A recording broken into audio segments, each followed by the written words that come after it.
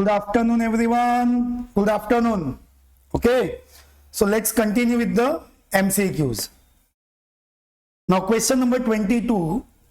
The sum of the square of deviation of a set of observations. Sum of, see, in this question we are calculating for sum of squares of deviations. Last time हमने बात किया था deviation का मतलब होता है x minus x बार, ये उसका सम, और sum of square of deviation क्या करना है, sum of square of deviation the minimum when the deviations are taken from arithmetic mean. This is your arithmetic mean. अगर आप डेविएशन का मतलब होता है x में से उसकी वैल्यूज को लेस करना, तो geometric mean, harmonic mean, arithmetic mean, तो दैट मीन्स के x minus x bar is what, arithmetic mean, right. तो मिनिमम कब होगा, जब आंसर x में से किसको लेस करेंगे आप, अरिथमेटिक मीन को, right. So your answer is C. Next, assume mean is 35, summation of fd minus 425, summation of f 63, x bar is the question. See, in this question you can see here, assuming that is a 35, summation of fd minus 425, summation of f 63, right. So यहां पे आपको mean find करना है, but mean किसके basis पे find करना है, mean आपको अज्यूम मीन बेस पे फाइंड करना है. तो by using the method of assume mean, X bar is equals to A plus summation of F D upon N, that is summation of F. F का total ही आपका N होता है, right. Now assume mean 35, this one minus 425, f 63, 35 plus minus minus आप calculate करेंगे यहां पे 425 divide by 63, 6.7460, 6.7460, उसमें से आपको 35 लेस करना है, that comes to 28.25, that is your x bar. So what is the answer here? C. समझ में आया बेटा क्या करना है. सी, सबसे इंपॉर्टेंट पार्ट बेटा क्या था कि आपको फॉर्मूला पता होना चाहिए, राइट. सी, ऑलरेडी हमने डिस्कस किया है कि स्टैटिस्टिक्स आप तब कर पाएंगे जब आपको उसके रिलेटेड जितने भी फॉर्मूलाज है वो प्रॉपर याद होंगे, right. Now here the question again, 24th. If bxy and byx are regression coefficient of the series x on y and regression series coefficient of the series y on x, then which one of the following is correct. देखो always मैं क्या बोलता हूँ बेटा, जब तक statistics में है ना आपके वर्ड्स क्लियर नहीं होंगे ना, you can do anything else. तो सबसे पहले स्टैटिस्टिक्स में आपको वर्ड्स को क्लियर करना है, लाइक वर्ड्स क्लियर करना है. Regression coefficient of X on Y, that is bxy. Regression coefficient of y on x, that is byx, bxy byx. तो आपको स्टेटमेंट करेक्ट करना है, चेक करना है ना. bxy byx will be either both positive both negative, okay. Will be bxy positive byx negative, bxy negative byx positive. Nothing can be said like the depend upon x and y values, okay. Your answer is A. आप बोलेंगे sir कैसे आया answer A, तो देखो मैं आपको समझाता हूं. इसके बेसिस पे ना आपका R फाइंड होता है. R is what? R is correlation bxy into byx.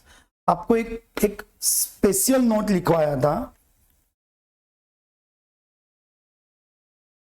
Sign of r bxy byx is always same. Sign of r bxy byx is always same. मतलब के if these both are positive, your answer is positive. If these both are negative, your answer is negative. Means plus plus plus, minus minus also minus. यहां पे हम positive negative sign का बात नहीं कर रहे हैं, यहां आप डायरेक्शन वाली बात कर रहे हो. B X Y negative, B Y X negative, तो आर नेगेटिव, राइट. तो बोथ पॉजिटिव हो सकता है या बोथ नेगेटिव हो सकता है, राइट. नेक्स्ट थोड़ा बेसिक डिस्कस करते ही जाएंगे बेटा. R is given standard deviation of X 4.6, standard deviation of Y 36.8. What we want B X Y. See B X Y means what, अभी हमने डिस्कस किया. B X Y is what, regression coefficient of X on Y. Now listen, एक चीज पहले mind में set कर लो कि multiple formulas always आपको मिलेंगे. बी एक्स वाई के भी आपके फॉर्मूला लिस्ट में you can see there are 4 formulas of B X Y. But ये जो बी एक्स वाई है, ये B X Y given data के बेसिस पे अप्लाई करना है.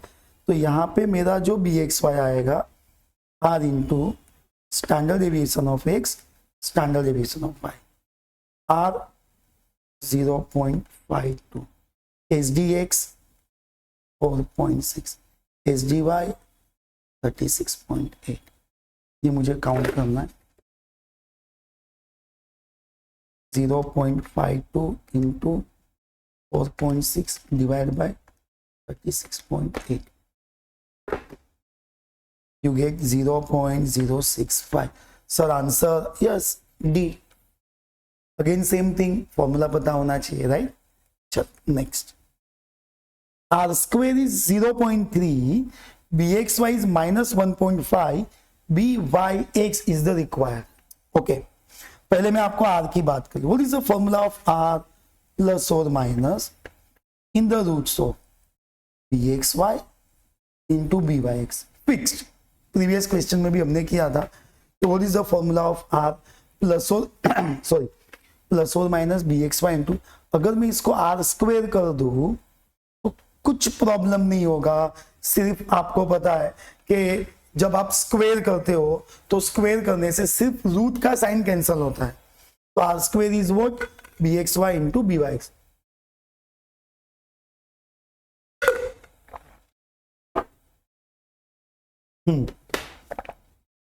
आर स्क्वेयर मेरा 0.3 है, माइनस 1.5 है, and B Y X is the required question.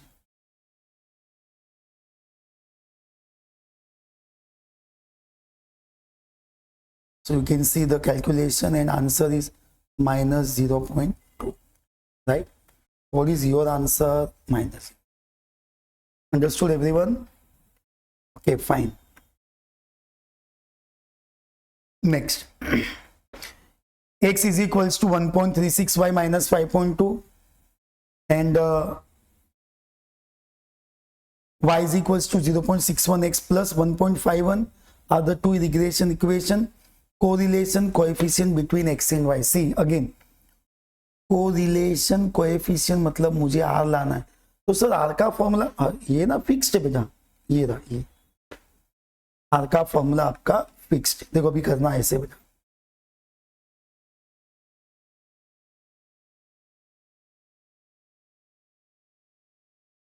Two regression equations are given. X is equals to minus 5.2, y is equals to plus 1.51. यहाँ आपको value दिया 1.36 एंड ओके 1.36 इंटू इसका आपको रूट फाइंड करना. Okay देखो कैसे होता है बेटा. जेन्युइनली तो आपको अज्यूम करना होता है कि which one is X on Y and which one is Y on X. But अगर आप ये क्वेश्चन प्रॉपरली चेक करेंगे ना तो x is equals to and y is equals to something form में ऑलरेडी आपको गिवन है, तो what we can do here, we will do one thing, let equation is, इसको मैं क्या अज्यूम करूं, x on y, let equation इसको क्या अज्यूम करूं, y ऑन x। तो ये वाला इक्वेशन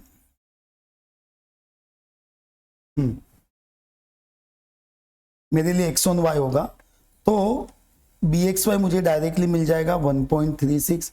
उसका रीजन है, ये कैसे सिलेक्ट होता है बेटा, जो वैल्यू, ध्यान से समझना, y के साथ कैलकुलेशन में है, that is coefficient of y, whatever is the value with y 1.36, that directly becomes bxy।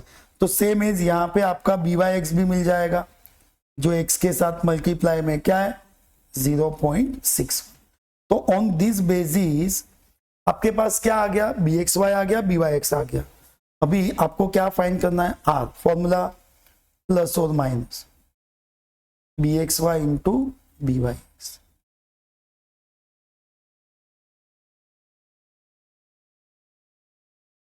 इसको मल्टीप्लाई करके अगर आप स्क्वायर रूट फाइंड करेंगे तो बहुत पॉजिटिव, तो आंसर भी पॉजिटिव है, 0.9108 आ रहा है, 9108।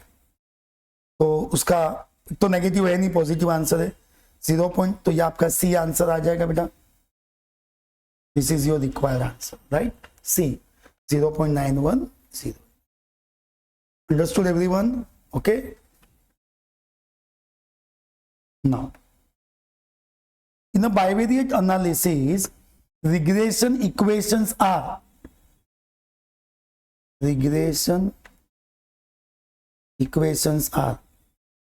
8x 10y minus 66, 40x 18y 21। These are the two regression equations we are given, right? Find क्या करना है, देखो ध्यान से, then x bar and y bar the mean of the series x and y। okay, देखो सबसे पहले एक ध्यान में रखो, जब भी आपके पास रिग्रेशन इक्वेशन से, इन रिग्रेशन इक्वेशन से अगर आपको मीन्स लेके आना है, that is your x bar and y bar, तो सर ये मीन अगर मुझे लेके आना है, that is my x bar and y bar, तो कैसे फाइंड करने का, बहुत ही सिंपल स्ट्रक्चर है। आपके पास जो दो रिग्रेशन इक्वेशन है, दोनों रिग्रेशन इक्वेशंस को साइमल्टेनियसली सॉल्व कर लो। इसको साइमल्टेनियसली सॉल्व करके जो आपका x एंड y आएगा, वो x and y directly convert हो जाएगा x bar and y bar में। कोई डिस्क्रिप्शन, कोई फॉर्मूला, कुछ नहीं है। इक्वेशन सॉल्व करो, इक्वेशन सॉल्व करके जो x एंड y फाइंड होगा, that value of x and y becomes x bar and y bar, right. So यहां तो मेरे पास ऑलरेडी दो इक्वेशन है, साइमल्टेनियसली सॉल्विंग सिस्टम सबको पता है। by solving equation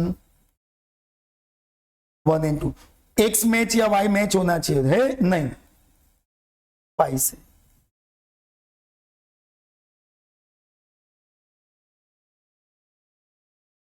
$66 पैसा।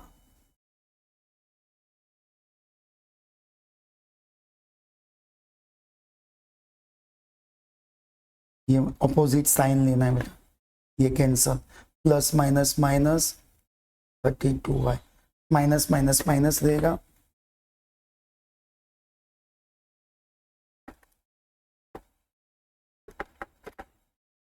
तो y अगर मैं कैंसलेशन से देखूं तो अब डिवाइड कर लो, y इज 17, और ऑब्वियसली x तो आपको पता है कैसे फाइंड करना है,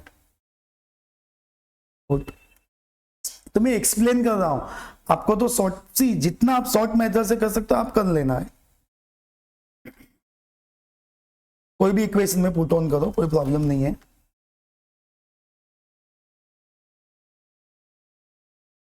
eight x 10y 66, 8x y मेरा 17 है,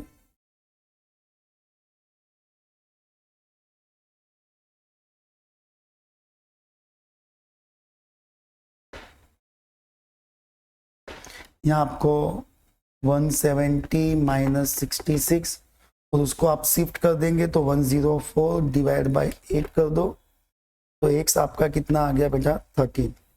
तो जो आपका x 13 एंड y जो 17 है, जो x 13 एंड y 17 है वो डायरेक्टली क्या हो जाएगा बेटा x बार 13 y बार 7, राइट।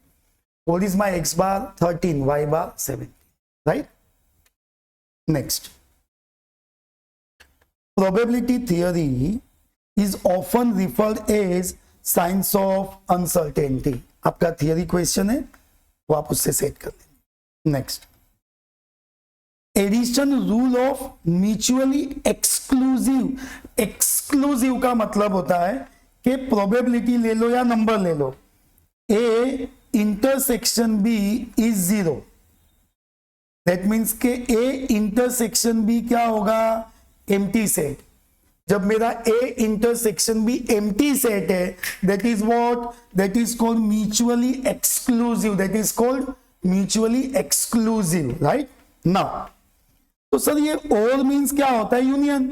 आपको पता है फॉर्मूला क्या है एडिशन का, A union B, probability of A, probability of B, probability of A intersection B.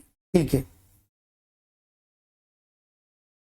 A B तो खाली जस्ट फॉर्मूला पार्ट आपको अप्लाई करना है। सर इंटरसेक्शन कितना आएगा 0। अरे बोला तो सही कि अगर ये म्यूचुअली एक्सक्लूसिव है, इफ इट इज एक्सक्लूसिव तो इट कम्स टू 0। तो probability of, it comes to probability of A plus probability of B. ये मेरा आंसर। Optional is a. और मीन्स यूनियन होता है, this is the sign of union, right. Next, if two unbased coins are tossed, if two unbased coins are, find the probability of getting both the heads। देखो क्या करना है, जिसको थोड़ा confusion है तो बेसिक से जानेगा। देखो, two coins are tossed, sample space, two coins, TT, HT, TH, HH। What is my number of A's? 4. Now, what is the event A getting both heads? Getting both, तो sir ये दोनों head कब मिलेगा, जब HH मिलेगा। तो मेरा number of ए कितना आ जाएगा 1। तो सर ये प्रोबेबिलिटी ऑफ ए क्या आएगा, number of A, number of a's 1/4, number of a, number of a's, उसका probability 0.25। Understood everyone?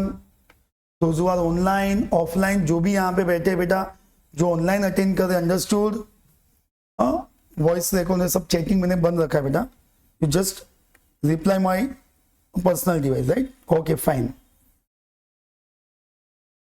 चलो next, the probability that a leap year means 366 days at random contain 53 Sundays. देख पहले तो mind में set कर ले, संडे या Monday आपको आंसर में कोई प्रॉब्लम नहीं होगा। तो डे इंपॉर्टेंट नहीं है, डे कौन सा आ सकता है, कोई भी डे आएगा, कोई भी डे आएगा, कोई प्रॉब्लम नहीं है। बट मैं आपको समझाता हूं, if leap year is given, अगर आप लीप ईयर ही दिया है, प्रोबेबिलिटी ऑफ 53, उसका डिटेल्ड आंसर बेटा डिफरेंट है। यहां तो खाली आपको 53, मतलब 53 कैसे होता है, जेन्युइनली 53 की बात होती है, क्योंकि कोई भी ईयर में 52 times each and every day is repeated. हर दिन कम से कम एवरी डे, मंडे से संडे, एवरी डे 52 टाइम्स तो रिपीट होता ही है, तो कंफ्यूजन नहीं होगा। बट यहां पे 53 एक्स्ट्रा वाला संडे चाहिए, आंसर इज 2/7, 2 डिवाइड बाय, क्योंकि आपको डेसिमल फॉर्म में दिया है, राइट। 0.28 0.2857, ठीक है ना। किससे मैच हो गया? सी से। सर लीप ईयर नहीं दिया होता तो ठीक है। और एक इफ नॉर्मल ईयर, क्योंकि आपको पता है लीप ईयर में 366 डेज होता है, नॉर्मल ईयर में 365 डेज होता है। Probability of 53rd Sunday, 53 Sundays, हमारा 53rd संडे की 1 आउट ऑफ 7, इसका पॉइंट में जो आएगा वो आपका आंसर। ये तो ऑप्शन में है नहीं, क्योंकि ऑप्शन में आपको लीप ईयर दिया है। तो आपको कितना इजी याद रखना है, लीप ईयर एक्स्ट्रा दिन okay 2/7, normal year 1/7, right? Okay, understood everyone? Next,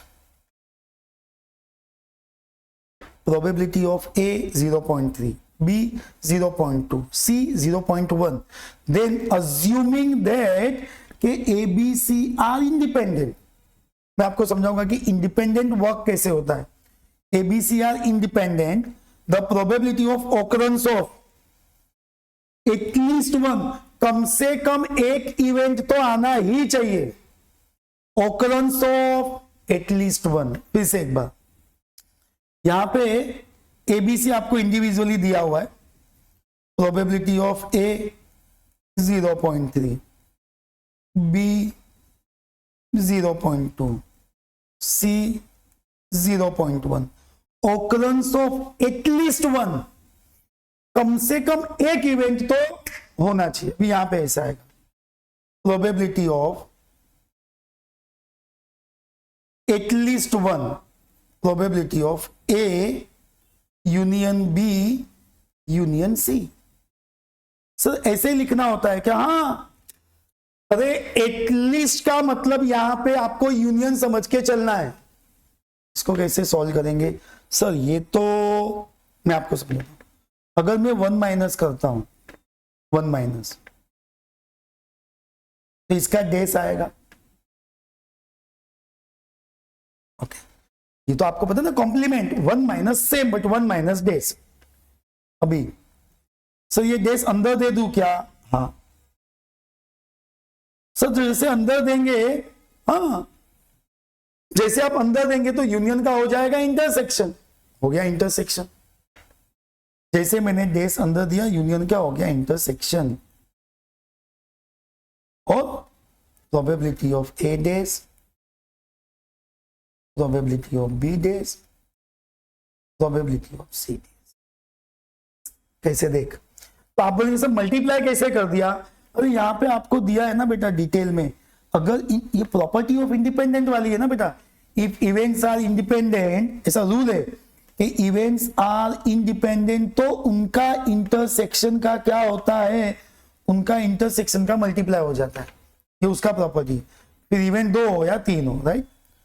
आप बोलेंगे कि सर हमारे पास तो A dash B dash C dash नहीं है, हम लेकर आएंगे। देखो कैसे, ए अगर आपका 0.3 है तो ए डेज कैसे फाइंड होगा?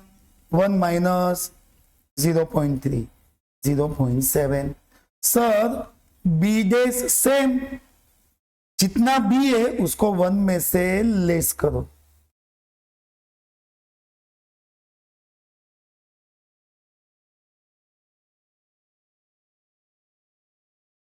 .789, 0.7, 0.8, 0.9, 0.7, 0.8, 0.9, 1 में से लेस करना है। 0.496 है क्या आपके पास? चेक कर लेते है ना ऑप्शन में। यस, समझ में आ बेटा क्या करना है, राइट? Understood everyone? पहले आप उनका कॉम्प्लीमेंट ले लो, फिर यूनियन, और ये उसका answer, right? Next, P is to Q are the odds in favor, odds in favour of event P is to Q। तो probability of the event, probability ऐसे आएगा बेटा, फेवर में है हाँ, तो P अपॉन आपका जो टोटल होगा इसके क्वेश्चन का, P event is P plus Q, ये आंसर है। सो ऐसा क्यों, देख मैं आपको समझाता हूं, जिसको कंफ्यूजन है ऐसे याद रखो, odds इन फेवर अगर P is to Q दिया है तो इसको यस कंसीडर करने का, इसको नो कंसीडर करने का। odds अगेंस्ट अगर दिया है तो इसको यस कंसीडर करने का, इसको नो कंसीडर करने का, राइट। तो आपको तो फेवर में दिया था, तो यस कौन है, P अपॉन प्रपोर्सी अपॉन जो आपका P is to Q दिया है उसका टोटल P प्लस Q, ये आंसर है क्या ऑप्शन में। अंडरस्टूड बेटा, fine. Next,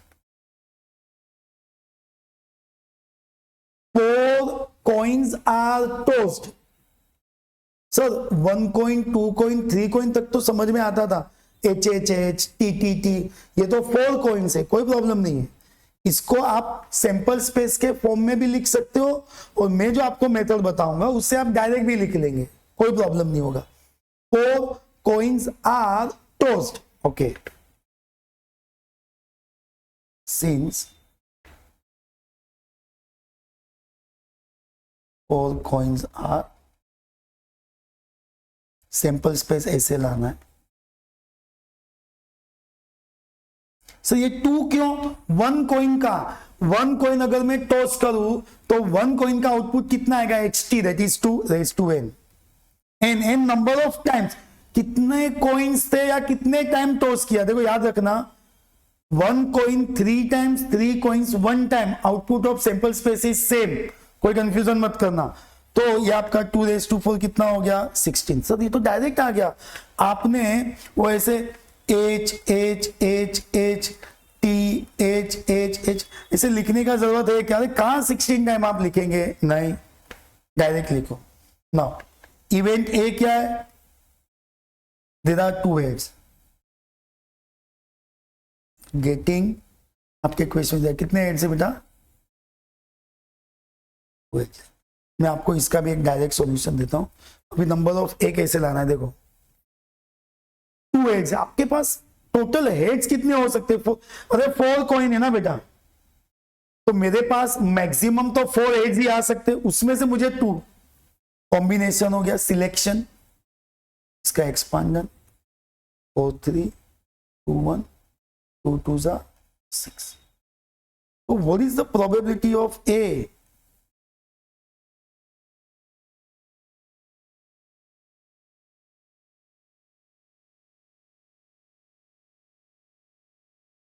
yes decimal. See probability का आंसर आपको डेसिमल में कन्वर्ट करने का जरूरत नहीं है, you can continue with 3/8, option में भी मिलेगा, yes 3/8, right, this is your answer. Understood everyone. A bag contains, next question, a bag contains 10 red 10 green balls, total balls 10 red 10 green, कितने आ जाएंगे टोटल बेटा आपके 20। बॉल सिंगल का है ना, प्रॉब्लम नहीं होता, 2 बॉल्स लिखा होता तो वापस में कॉम्बिनेशन अप्लाई करता 20C2, पर ये तो सिंगल बॉल है तो यहां पे कंफ्यूजन ही नहीं होगा। A ball is drawn from it, the probability the ball is green, single ball यानी अ बॉल आपको सिलेक्ट करना है, 1 बॉल, एक मिनट,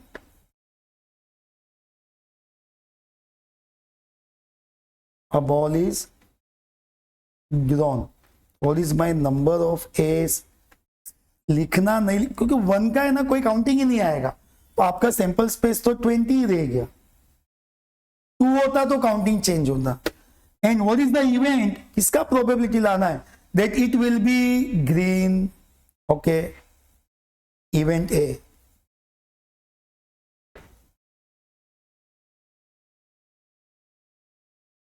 ball is ग्रीन। अब मुझे बता ग्रीन है कितने, 10, उसमें से मैं एक लूंगा। मेरा नंबर ऑफ ए क्या आएगा, 10C1 10। Probability of A, number of A 10 20। As it is form में है आपके पास, यस 1/2।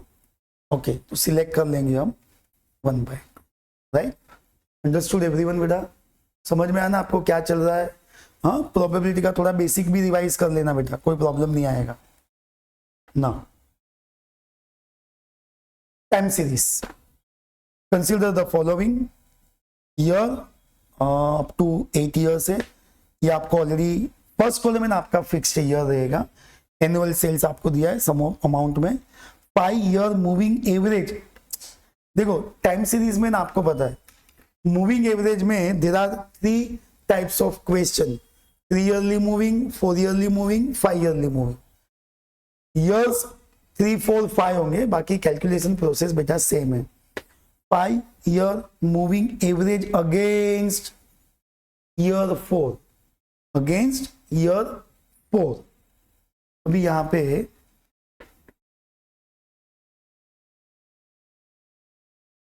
ईयर सेल्स, एक मिनट मैं आपका लिख लेता हूं। कितने ईयर से बेटा, 8।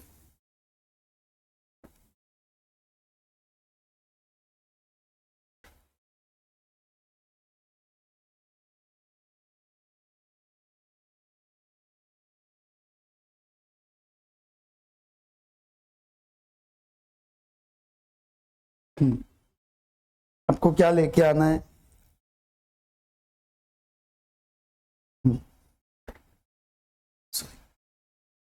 ईयरली मेथड है। ओके, कौन से ईयर के अगेंस्ट का वैल्यू चाहिए मुझे, 4 ईयर्स, 4th ईयर का।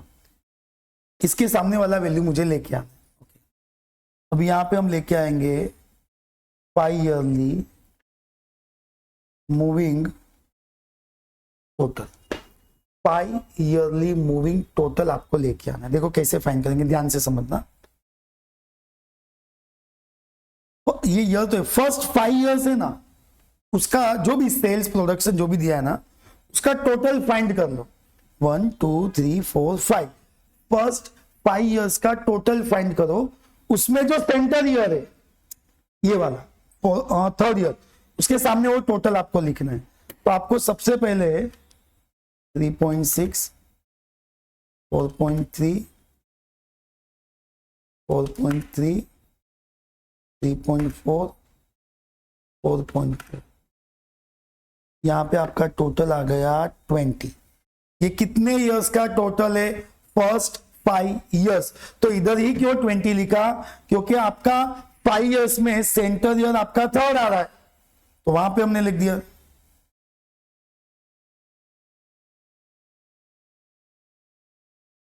ओके सर, अभी क्या करने का, अभी नया ऊपर से 1 ईयर लेस करो, नीचे से 1 ईयर ऐड करो। 1 2 3 4 5, तो ये ऊपर से लेस हुआ, नीचे से 1 ईयर ऐड हो गया। तो देखो उसका है ना सिंपल आइडिया बताता हूं। ऑलरेडी आपने 5 साल का टोटल किया है 20 में से आप 3.6 जिसको लेस कर दो, प्लस किसको ऐड करना है 5.4 को। 20 में से 3.6 को लेस करो और 5.4 जो न्यू ईयर है उसको ऐड करो, comes to 21.8, comes to 21.8। Sir आगे आगे नहीं करना है, अरे आपको तो 4th ईयर के आगे की बात की है ना, यहां आपको लेके आना है ट्रेंड वैल्यू, जिसको ट्रेंड वैल्यू बोला जाता है, या आपको मूविंग एवरेज, जिसको आप बोल सकते हो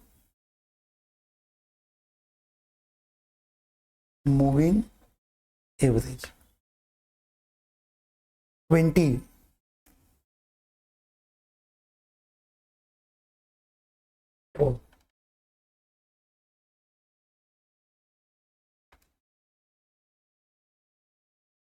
सो ये कैसे लाने का, डिवाइड बाय 5 से लाने का। ये कैसे आएगा, डिवाइड बाय 5 से।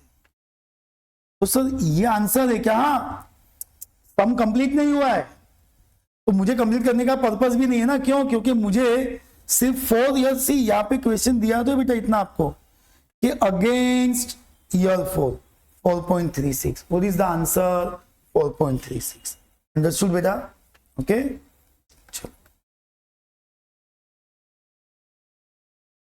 Consider the following table and value wise क्या फाइंड करना है बेटा? पास्ट चीज, अगेन इंडेक्स नंबर बेटा, and you should know the part of index number. Index number में अगर आप ध्यान से समझेंगे बेटा तो इंडेक्स नंबर में लास्ट ईयर्स, पास्ट चीज, फीचर्स, हाईली एक्सपेक्टेड क्वेश्चन है, हाईली एक्सपेक्टेड उसके फॉर्मूलाज है बेटा। तो यहां पे मुझे year 1, year 2 with the year 2 with respect of 1, तो ये 1 आपका बेस है, ये आपका करंट है, ये बेस है, ये क्या है आपका करंट है। तो देखो यहां पे क्या करना है बेटा, आइटम्स में तो we have 3 items, we are given unit price और क्वांटिटी।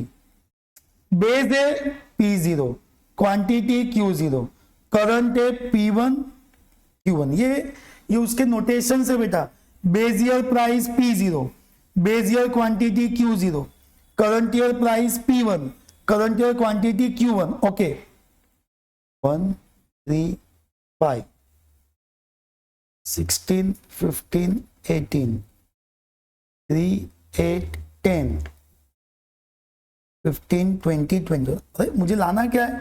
पांच चीज। ओके,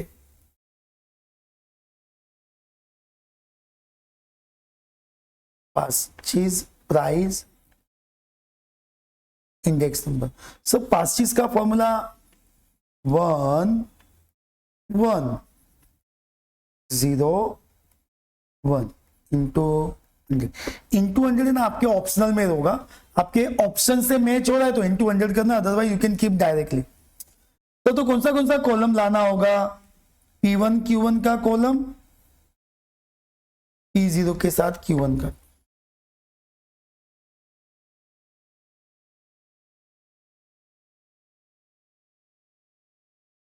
P1 Q1 का टोटल जो आपको वैल्यूज दिया है 45 160 1, P0 और Q1।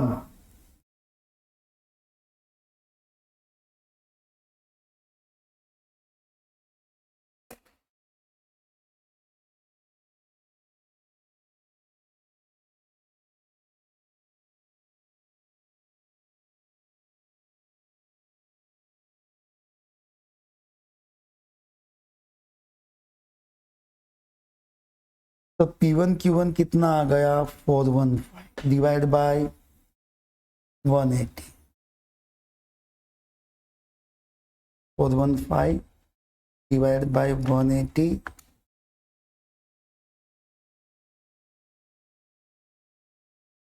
इंटू 230.56। यस, 230.55 वो अप्रोक्स आपका वैल्यू बन जाएगा। ये रहा 230.56।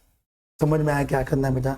देखो आपको अगेन सेम थिंग, फॉर्मूला का प्रॉपर रिवाइज करना है, प्रॉपर रिपीटेशन रखना है, तो आपको फॉर्मूला याद रहेगा कि आपने base year, current year, P1 Q1 P0 Q1 find कर लिया, उसके बेसिस पे कौन सा फॉर्मूला यूज करना था? पांच चीज, ये आपका आंसर। समझ में आया बेटा आपको क्या करना है? ये ना, from the following data the 4-year centered moving। Actual method क्या है ना बेटा, वो समझने का कोई जरूरत नहीं है, आपको समझ में आएगा वो मेथड से हम जाएंगे। 4 year centre moving average against कौन से ईयर? 6th year. देखो वापस वही हो गया, यहां पे ईयर है आपका सेल से, ईयर है मेरा 1 2 3 4 5 6 7 8 9, सेल से मेरा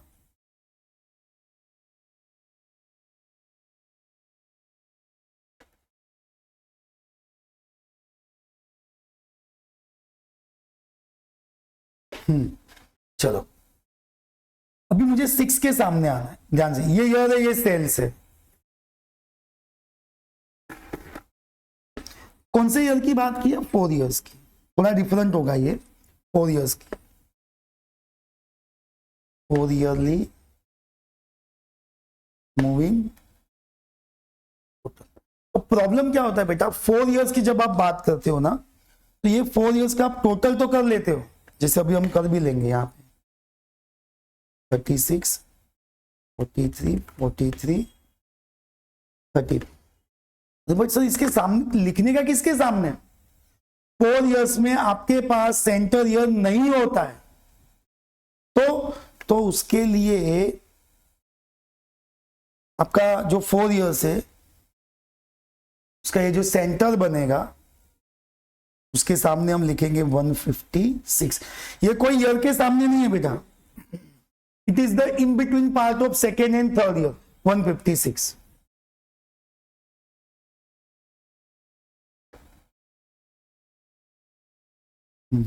एक मिनट बेटा,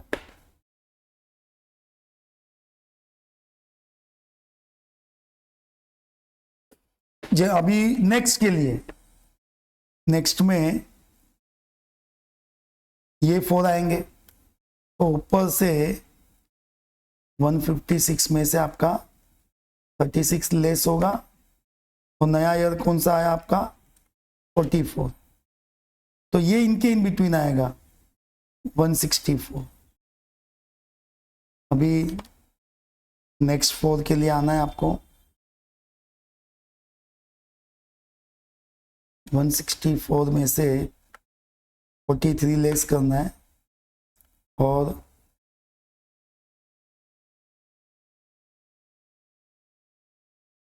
54 ऐड करना है, 175। उसमें से वापस 43 लेस करना है,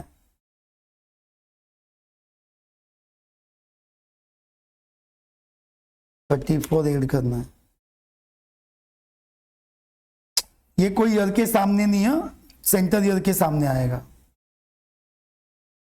वापस से उसमें से 34 लेस करना है, 24 ऐड करना है, 156 इनफ हो जाएगा इतना। मैं आपको खाली लिखवाता हूं कौन से ईयर के सामने है ये, कोई ईयर नहीं है, ये दोनों के बीच में ही आएगा, ये आएगा।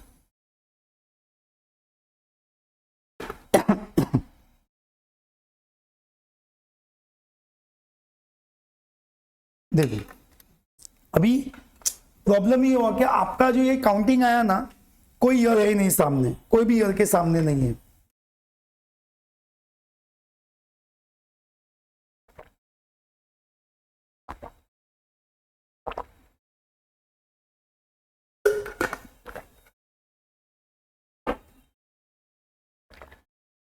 कोई ईयर के सामने नहीं है, तो फिर इसको अकाउंट कर ही नहीं सकता हूं।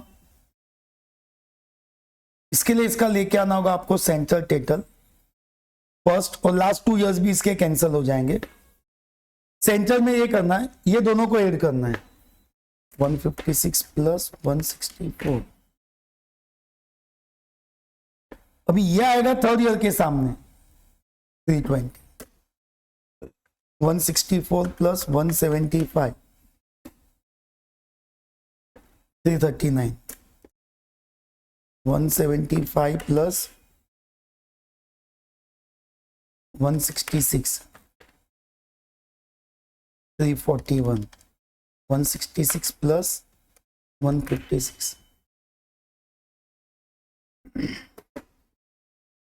कलर चेंज कर लेते हैं।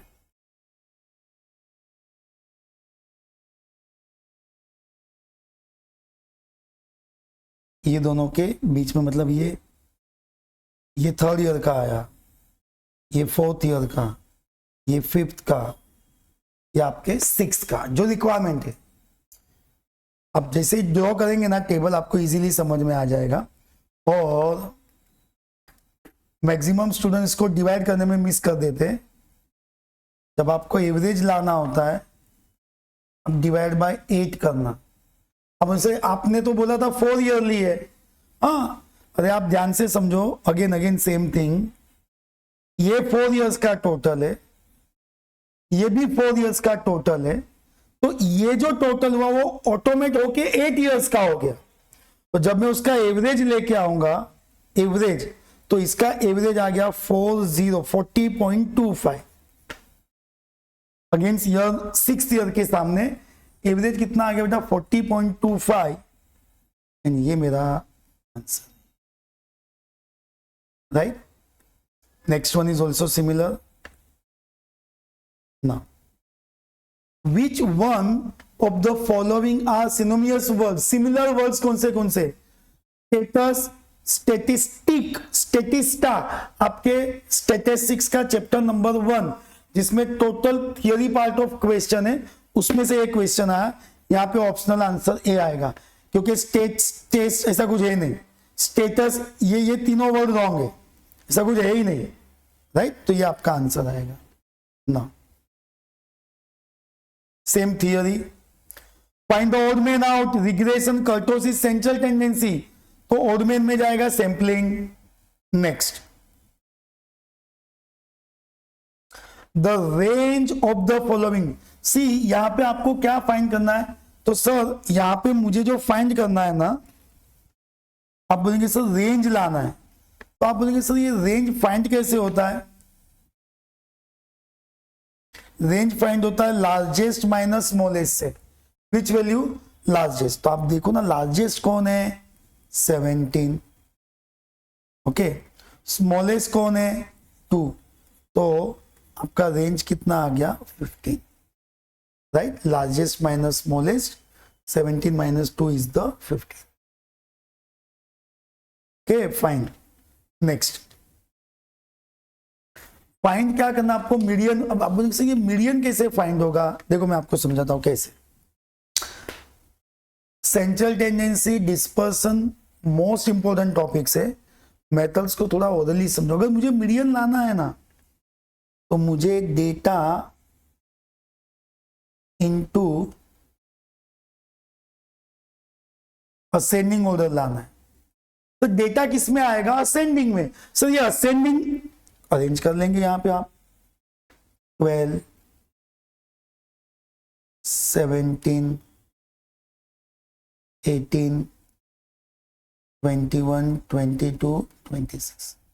Median means what, middle value. Odd number हो या इवन नंबर हो, मिडल वैल्यू आपको फाइंड करना है मीडियन में। तो सर यहां पे तो दो वैल्यू मिडल में है, यहां तो हमारे पास दो वैल्यू, कोई प्रॉब्लम नहीं है। सर इनका मीडियन कैसे लाएंगे, ये जो आपके जो दो मिडल में वैल्यू है,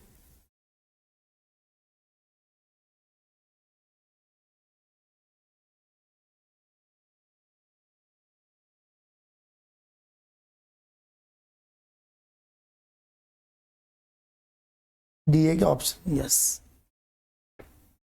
समझ में आया क्या करना है। सर अगर 7 नंबर्स होते, अरे 7 नंबर्स होते तो आपको डायरेक्ट मिल जाता ना बेटा, जो सेंटर है नेक्स्ट 3 लेफ्ट 3, तो मिडल 1 इज द मीडियन। खाली इतना कि आपको असेंडिंग में अरेंज करना है, डिसेंडिंग में अलाउड है, but we are comfortable with the ascending order. तो असेंडिंग में अरेंज करके आपको मीडियन फाइंड करना, राइट। चलिए, variance of first 5 natural numbers. एक चीज ऑलवेज समझ ले, वेरिएंस फाइंड करने से बेटर है आपको एसडी फाइंड करना है। तो मैं यहां पे लिखूंगा SD of first 5 natural numbers. एक मिनट सर, इसका तो आप फॉर्मूला भी टेबल फॉर्म में भी कर सकते हो। हाँ, ये एक्स कॉलम में फर्स्ट 5 नेचुरल कौन है मेरे, 1 2 3 4 5, ये ले लूंगा, फिर एक्स आ जाएगा, एक्स उसका रिक्वायर्ड आ जाएगा। बट ऐसा नहीं करना है, मैं आपको एक डायरेक्ट मेथड देता हूं। In the square roots of n square minus 1 upon 12, what is the SD of first 5, तो मेरा यहां पे n 5 बन जाएगा। 5 square 25, 25 minus 1 24, 24 upon 12 is √2. Sir H D मिला, एच डी आप बोले सर √2 मिलेगा भी नहीं ना आपको लाना क्या था, variance. Okay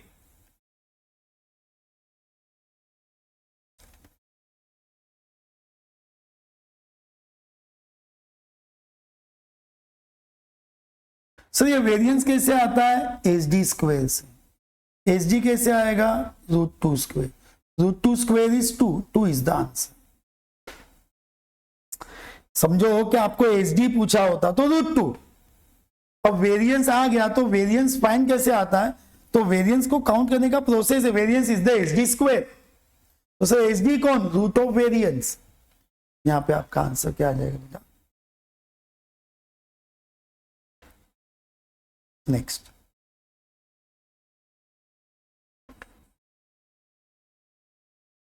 find the correlation. See आपको फाइंड क्या करना है बेटा, correlation, that is r. Correlation coefficient between the x and y, सब डिटेल्स आपको ऑलरेडी दिया हुआ है बेटा. तो अगर ये फॉर्मूला के बेस पे चले हम, देखो आप पे डिपेंड है, आपको एक्स बार वाई बार से अप्लाई करना है, go with X bar Y bar. N के फॉर्मूला से जाना है, you can go with the N formula, right. देखो यहां पे कैसे आएगा बेटा, N into summation of X Y, summation of X, summation of Y. Correlation लाना है in the roots of n, summation of x square, summation of x the whole square,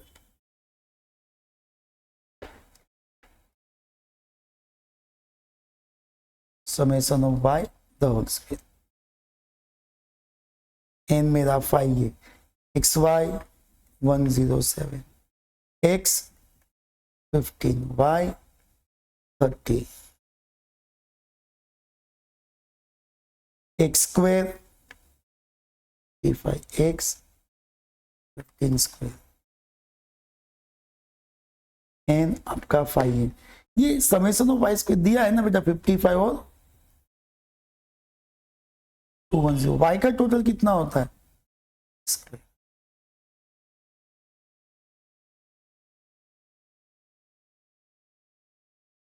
five 35 और 50.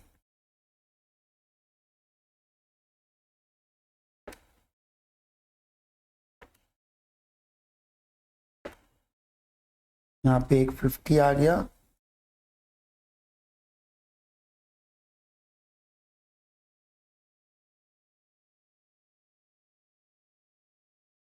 One 150 आ गया.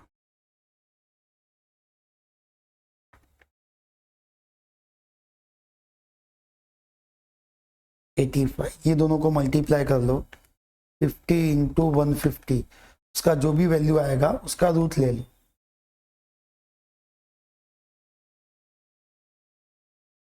86.6025.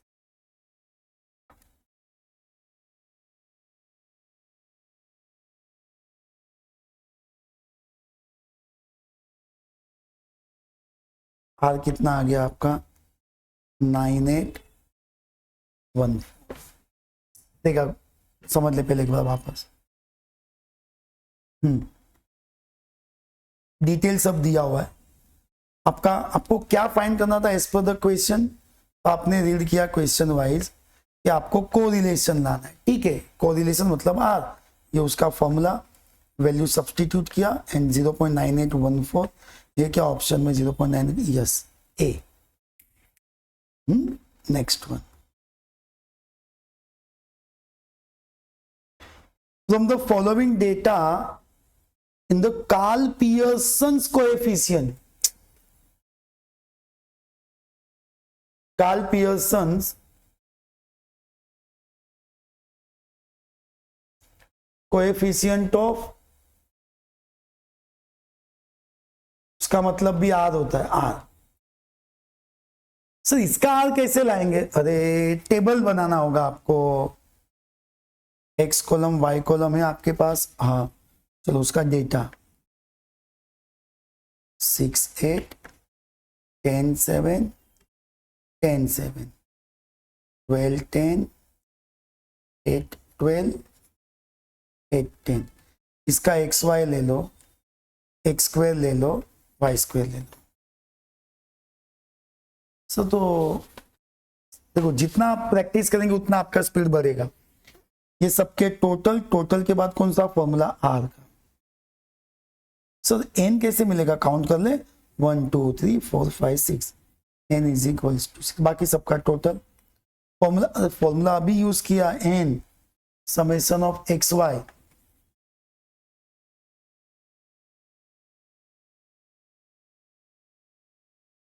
summation of x, summation of y, again in the root of n, summation of x square, summation of x the whole square,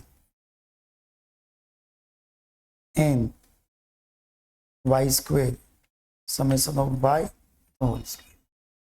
sir तो ये कैसे find होगा, सबका total ले लेंगे ना, x का टोटल, y का टोटल, x स्क्वायर का टोटल और y स्क्वायर का टोटल, कैसे, सेम यही sum. Understood, you just do it yourself, just practice भी हो जाएगा और आपको भी खुद को भी कॉन्फिडेंस आएगा कि आपके आंसर फाइंड हुए कि नहीं हुए। पॉजिटिव नेगेटिव आर का वैल्यू दोनों अलाउड है, बट एक कंपल्सरी मतलब आंसर का लिमिट है कि R is always less than -1, less than +1 and greater than -1, ये फिक्स्ड है ऑलवेज।